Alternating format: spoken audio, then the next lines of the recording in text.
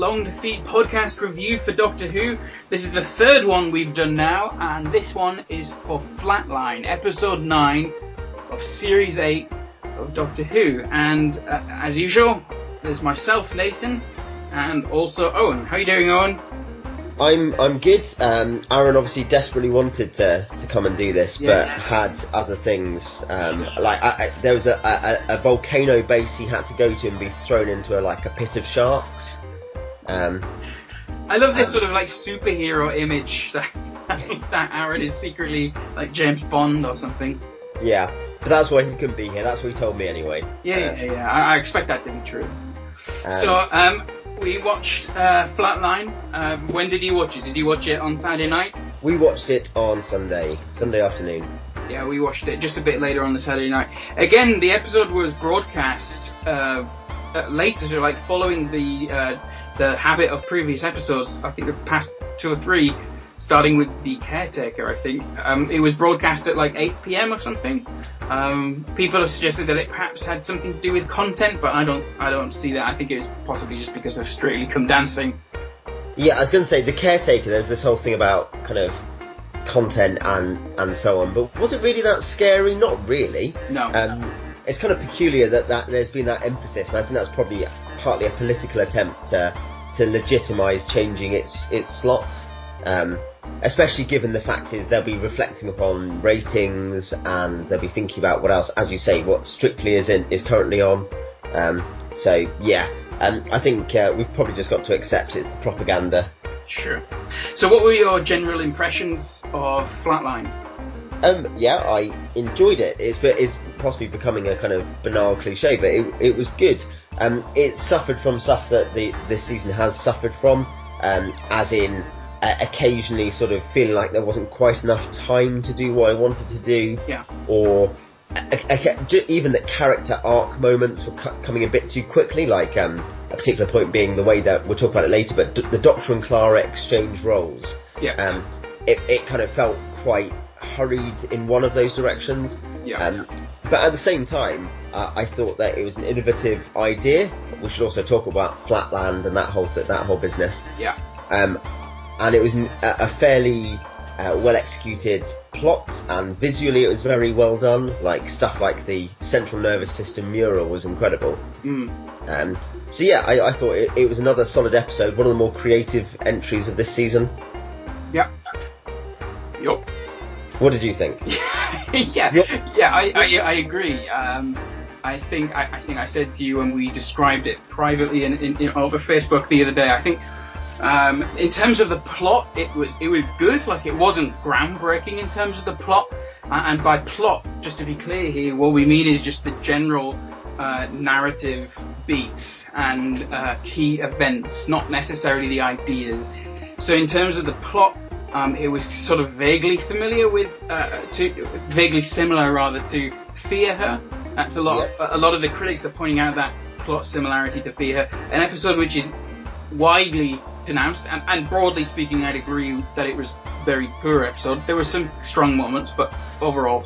Yeah, there were some things in it, some creativity and some individual performances that were good, but much like Love and Monsters, it had the problem of sort of having a mess of a plot. It didn't have the Love and Monsters sort of saccharine, vomitorious quality. But it did have a far weaker plot.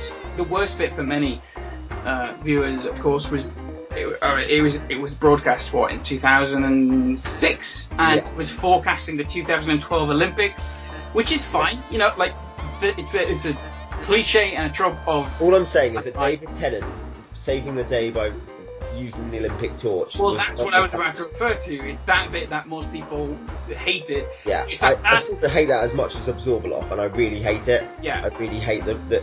It's the Charlie Brooker thing about just how kind of smug and gurney and obnoxious season 2 Doctor is. It's really funny, given that people, as we discussed last week, people would say that season 2 is the best season and the most reliable, and I think it's got great episodes, but it also has the 2 weakest episodes of New Who, along with Victory of the Daleks. I agree. And the specifically in Fear Her, that moment when he's carrying the Olympic torch, that's bad enough in itself, but it's Hugh Edwards' narration over the BBC News, where it's Hope now, and it's this horrible sort of cheesy horrendously bad sort of writing that Hugh Edwards, bless him, at the voice. But anyway, that's by the by. It's really the problem there is that the BBC contracts with their newsreaders do involve them actually owning the souls of their newsreaders. Indeed. And so they have to do whatever the BBC say. When they finish their job, they just keep them in the basement. That's what I've. Yeah. But yeah, in terms of Flatline though, so the plot for Flatline I thought was a better version of theatre.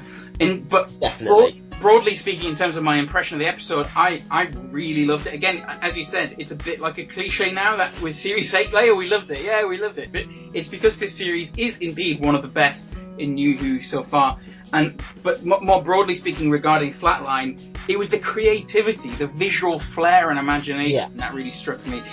And also I said to you on Facebook, didn't I, that it felt, I'm playing The Last of Us on PS4 at the moment, and it felt a little bit like that in terms of the art direction, sort of like the grimy underground sort of feeling, and this feeling of threat, and almost, it is a bit like a zombie threat, this sort of unfailing horde that's coming towards you, and in this case it was...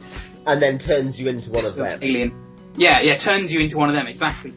So, so it felt a little bit like that, but it was the visual flair, it's the fact that, we went from I don't know, like an abandoned train line to a community service in a subway underground, and then we went to the tube, and then we went, we got on a train, and then we went into this abandoned factory, and it just felt so, and the visuals I found lovely, like genuinely the imagination on display. I would. It's one of those things where I think when we look at it in 20 years' time, will be a good test of how much was flair and how much was just relatively good execution for the time. Yeah. I actually think it did have a lot of flair and creativity. And it's something where I think of John Pertwee in Carnival of Monsters, is it? Yeah. Where they kind of, they're on that weird planet, and there's the people with the worlds that are all shrunk down. Yeah. And that was quite, even though you could say, oh, that's such a kind of what would you call, kind of creaky walls Doctor Who plot, it actually works quite well, and it's visualised quite well. And what could have happened with this plot was that it could have been a creaky Doctor Who fantasy plot of or sci-fi plot of, imagine this, and then just, ridiculous, almost like alien rug munchers from Mars or whatever. Sure. Just like a ridiculous plot using very high concept, and be like, hey, they're 2D. It was J.B. Matheson was the writer, and of course this is his second episode in Series 8. He wrote Mummy on the Orient Express. I read in Doctor Who magazine this week that it was mixed up, so he wrote Flatline first and Mummy second, but Mummy got aired first and Flatline second. And you can kind of tell that Flatline was his first one, because obviously the first one, usually you put more effort into it, you put more attention, sort of like your baby, and he was obviously then contracted for a second, which I'm not saying he rushed it out, I'm just saying it's probably that he... And certainly in terms of the bits that Moffat stuck into the scripts, in terms of the arc stuff, the Clara Doctor stuff, that is in order, so Flatline does logically come second in that character relationship. So you can see that's the way they choose around to do it, and it makes sense as well, because Flatline, of course, is the demonstration of Clara's addiction taking control of her. Well, that is a big theme. Before we get onto that, just one more thing. I found it an interesting anecdote that I heard about Jamie Matheson's pitching. Apparently, he about 3 or 4 years ago, and again I'm getting this from the Doctor Who magazine, this month's edition. He went to Stephen Moffat about 3 or 4 years ago, and he pitched some ideas, and Stephen Moffat said, yeah, they're good, but I'm not biting. And then apparently, slightly more recently, he found himself at the same party or something as dinner or whatever as Stephen Moffat, and he... Where do these people meet? What kind of where can we go? What dinner do they have? Are they eating the kind of gutted corpses of Daily Mail readers or something? Yeah, maybe. Old writers or something. Yeah. Russell T Davies. He's on. Yeah, he's just got classic writers, and they say, well, how can we mutilate their ideas? Well, first we'll mutilate their bodies.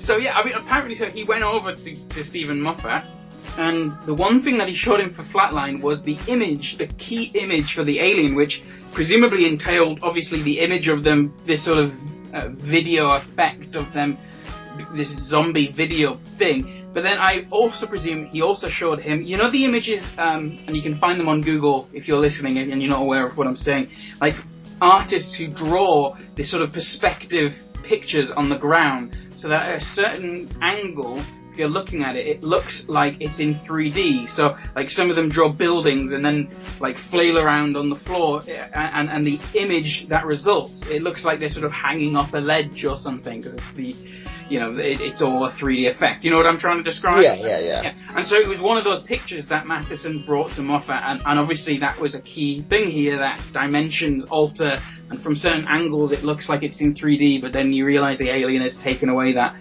third dimension and blah blah blah. I find that really fascinating.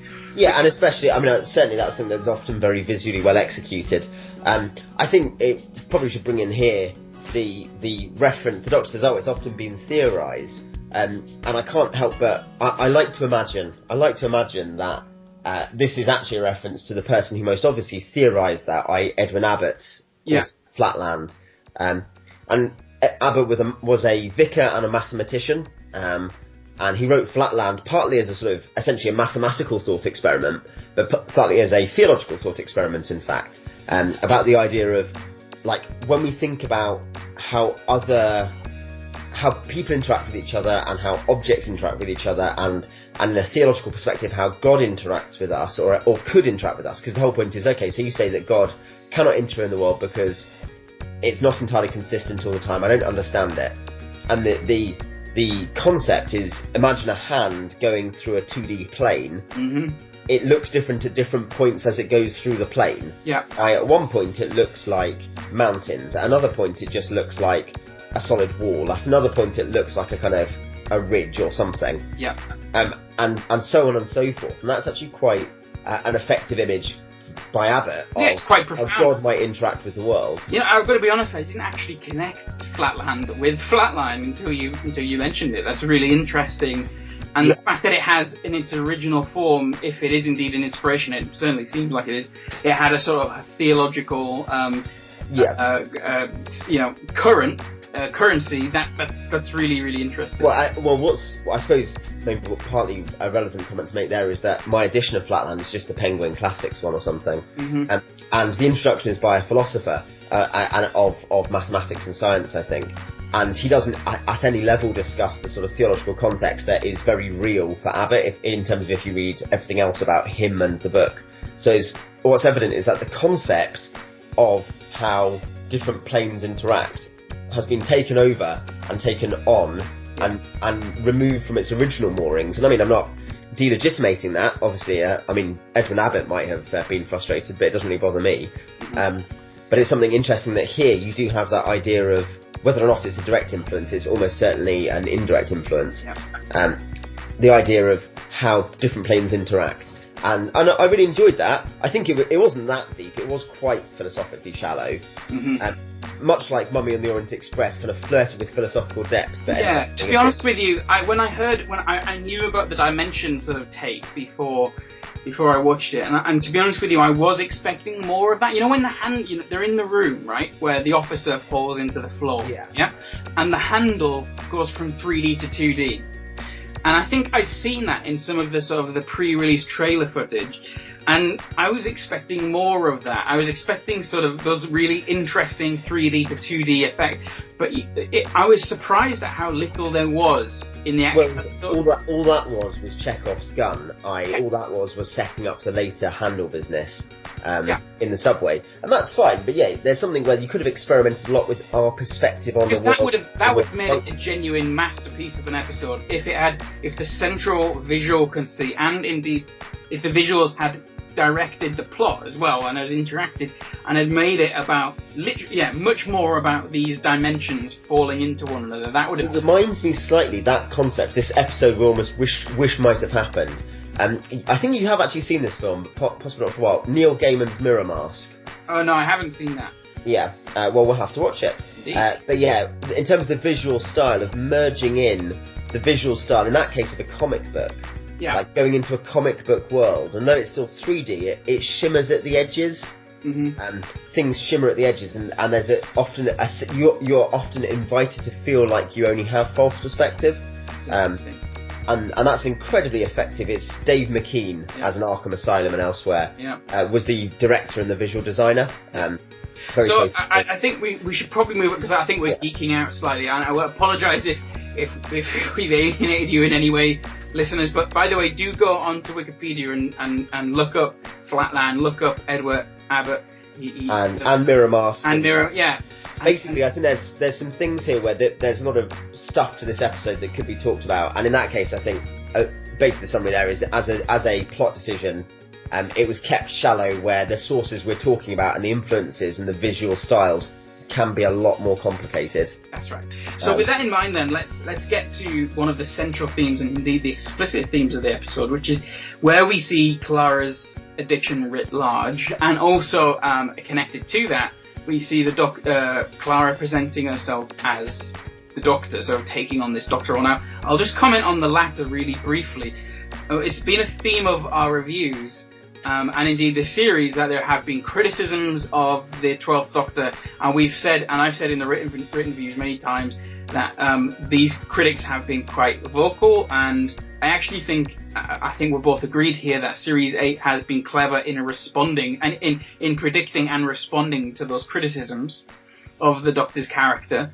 And here what we have, of course, is a meditation in the form of Flatline on the Doctor assuming his Doctorness. Because the Clara has to assume his Doctorness, and what does that look like? Well, it looks like she saves people, but as the Doctor says at the end, it isn't good. And then you've got the Doctor in that wonderful... I think I almost punched the sky when the Doctor sort of basically said, it looks like I tried to talk to you, but seeing as you're determined to be the monster, I will now be who I am, the man who defeats the monster. I am the Doctor, and I call you the Boneless.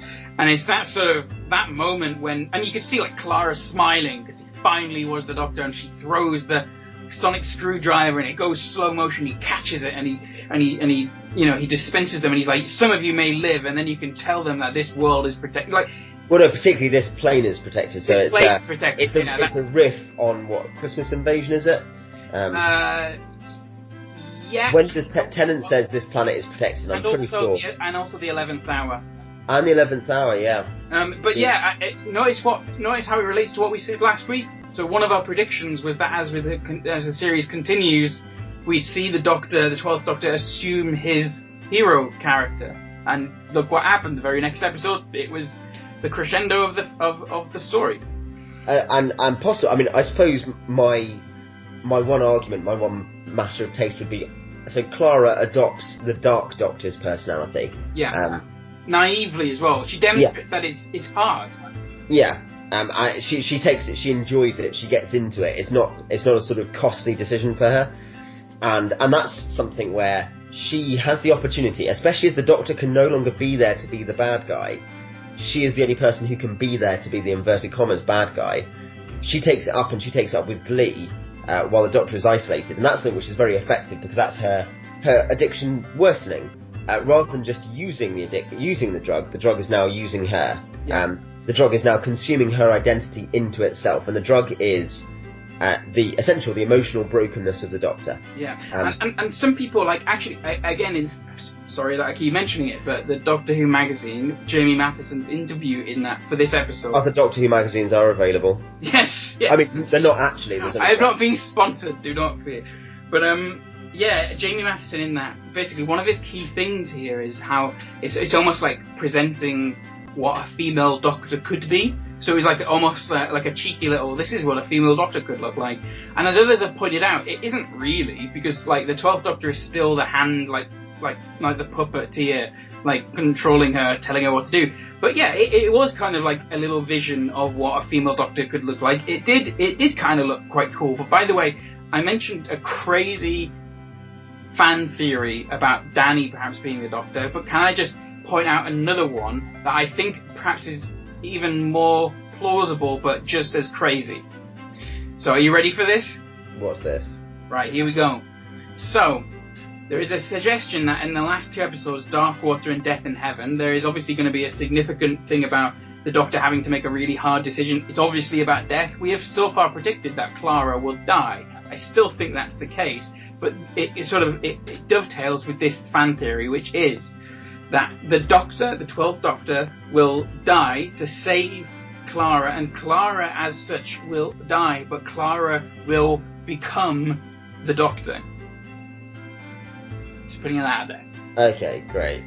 I suppose one of these things where you think, oh wow, I can imagine if you did that and you really well executed it, it'd be amazing, but I think I'd probably carry enough cynicism in my body to just, you get one, cynicism about fans, including you and me, but also cynicism about kind of the way that shows do those kinds of things. You just think, that could be great, or it could be so ridiculous as well. Doing it, like almost conspirationally pointing out various different details. Like, for example, in some of the previews of the very end, like when Jenna Coleman's been interviewed, she said, "Yeah, there's a big thing coming, and we don't want to spoil it, so I'm not going to say anything about my involvement in Series 9 because it would spoil it for you." And some people are saying, "Oh, okay, so there's a big thing coming, and yes, she's going to cease to be Clara. Sure, Clara's going away, but." Jenna Coleman is going to become the 12th Doctor, and other people are also saying Peter Capaldi it's never been properly confirmed that he's going to be there for Series 9. Maybe he's doing a Christopher Eccleston thing, and maybe this is the culmination of his dark character. I can absolutely see a plausibility there. I suppose I have a long-term issue. It's funny, like the female Doctor issue, I'm not bothered on the basis I quite like the idea of seeing a programme about a female Time Lord. It'd be about as interesting as one about a male Time Lord.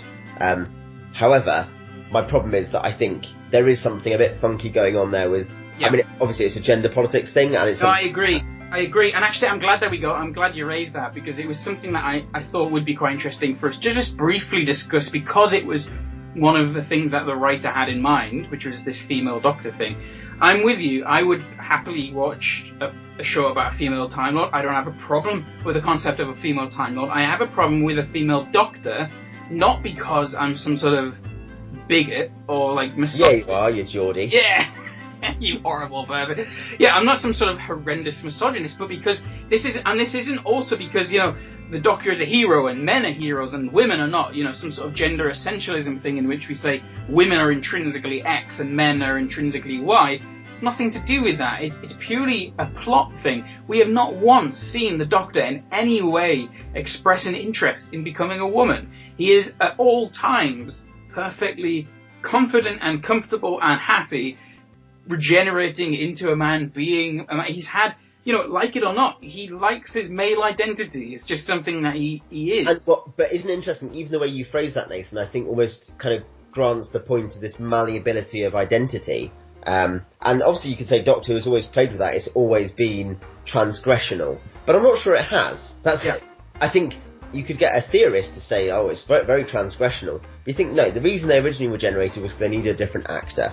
And it became an idea, essentially a reincarnation / spiritual idea. That's the way it's been subsumed into the mythos.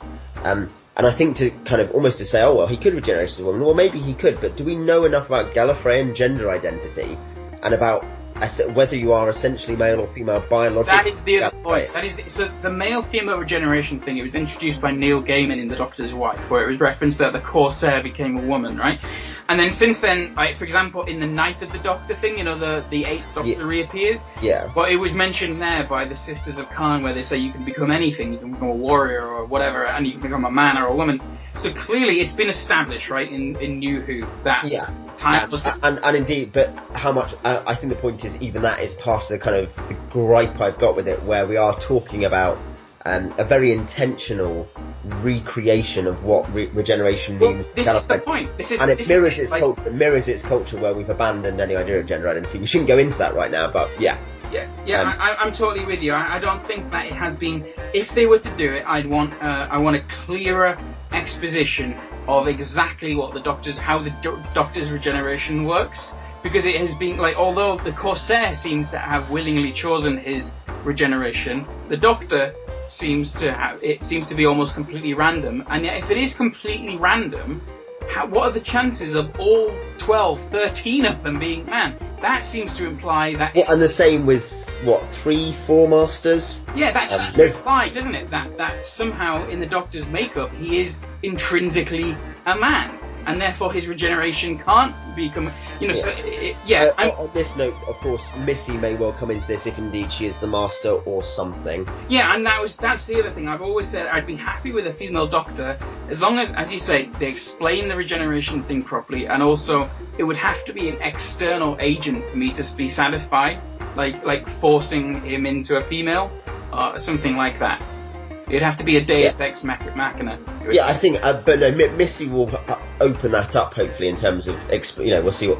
I was going to say, we'll wrap up soon, I'm sure, but to finish off the point about Clara becoming the Doctor, her addiction ruling her, I wonder whether the Doctor becoming the Doctor was perhaps precipitous. I mean, it was definitely an epic moment, I really enjoyed it, but I wonder whether or not it could have waited for another episode or two. Yeah, I wasn't expecting it in episode 9. I was expecting what Liv said in episode 8 was it will happen towards the end of the season, and it did, but it happened in the next episode. Yeah, I was expecting it like as a general progression of his character, where he slowly begins to realise he needs to be more explicit, and he gets to say Darkwater or Death in Heaven, episodes 11 and 12, and he realises, presumably for Clara's sake, because we still stand by our theory that she's going to die. And he sort of becomes this hero. I mean, actually, in all fairness to him, we have seen it, and a lot of the critics are forgetting that.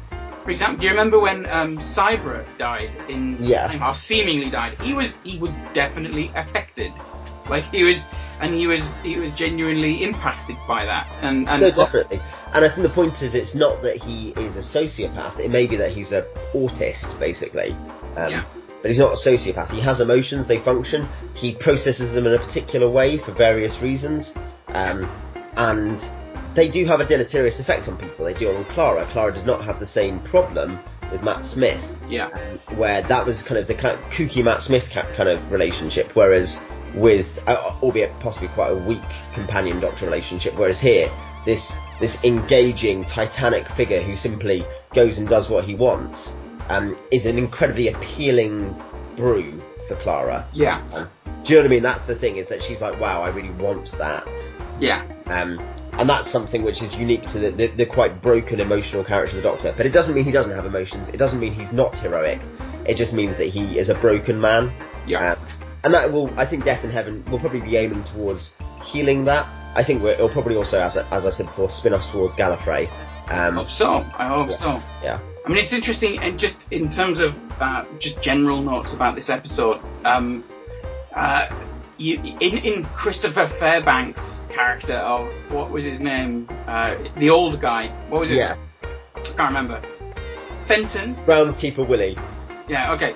Well, anyway, there were some parallels there, because remember at the end, the 12th, Capaldi says, maybe the wrong people survived. And it reminded me a bit of Voyage of the Damned, when the rich, posh snob survived and the fat people died, and it was this, I think 10 commented on that as well. So there's a brief...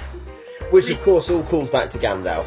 Yes, indeed, yeah. Were we to decide, yeah, definitely. And that's definitely a theme where the point is you do the job in front of you.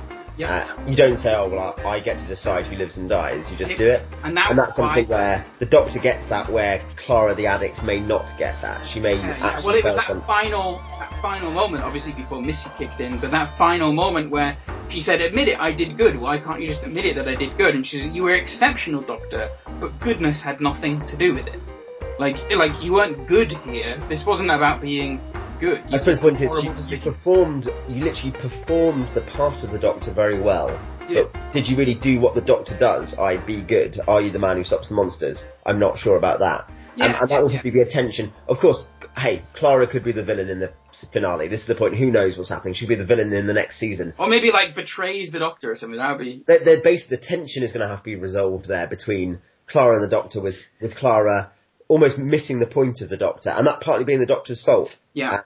But the point here is that I think if they play their cards right, and I'm well prepared for the fact that we're not going to get this, but instead we'll just get a very good ending.